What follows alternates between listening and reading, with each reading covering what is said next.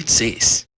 We went on a tour once, and I never actually got sick, but I just felt so worn down night after night after night, thinking in the afternoon of a show night, there's no way I'm going to go be able to do this. Now, I don't do it regularly like you guys do, so I didn't have that experience under my belt.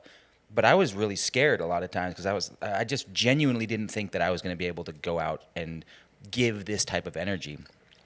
How do you what you said, like your process for like showering, Wim Hofing and breathing and doing those things, but like you got to psychologically do something for yourself to just like, it's adrenaline, I assume. Well, I think I always attempt to try and get back, you know, because there's definitely moments in a tour where you are completely, and now Steve's been a touring musician where he's been on stage, and so he understands this. And when you were doing it, Steve, you guys were banging it out. You were pounding the pavement, and you were sleeping in like a cargo van. Yeah, we were putting about 300 days on the road in just an Econoline 15 passenger in a trailer. Oh my God. Just sleeping at Walmart and stuff, man, for a few years. Yeah, really? savage.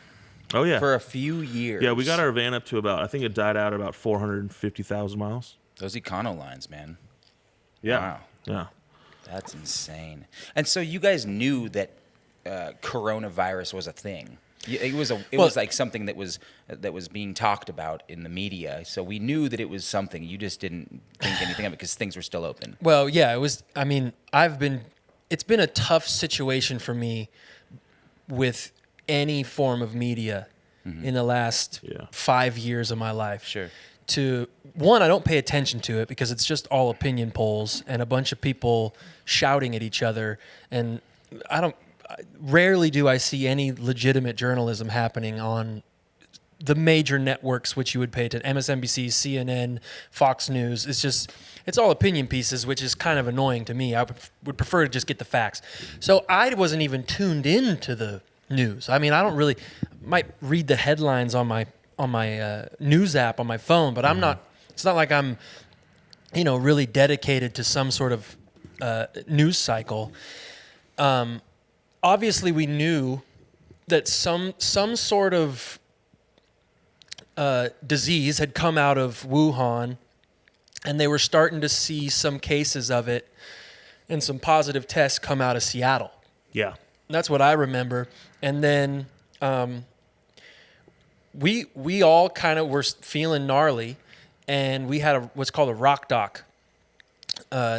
Essentially doctors who are on call that will just come to the venue if you need, I mean, to me it happens literally every winter. I get some sort of problem with the flu, or my adenoids swell up, or I've got bronchitis or something. I just need to sing every night because I've canceled one show in my life. Right.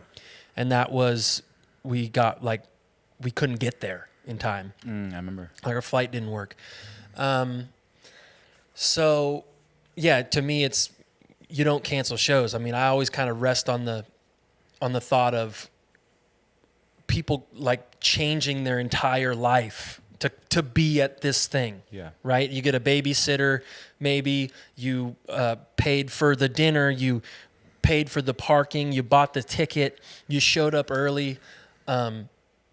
It's like an act of God for me to cancel a show. And so a rock doc will come to the show to help you just get better.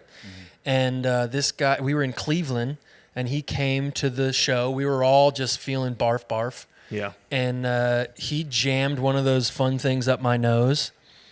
And you got to take the test to the lab, and then a couple days later you get the results back. So a couple days later, both my influenza A and influenza B tests came back negative. He didn't test for COVID because we didn't have COVID tests in America at that point. Yeah. So at that point, I was like, well, so I don't have the flu. I definitely got something. And then 2 days later, we canceled the tour. Oh, boo-boo, did you just make it to the end of the video? Yes, you did. Do you want to see more videos just like this one?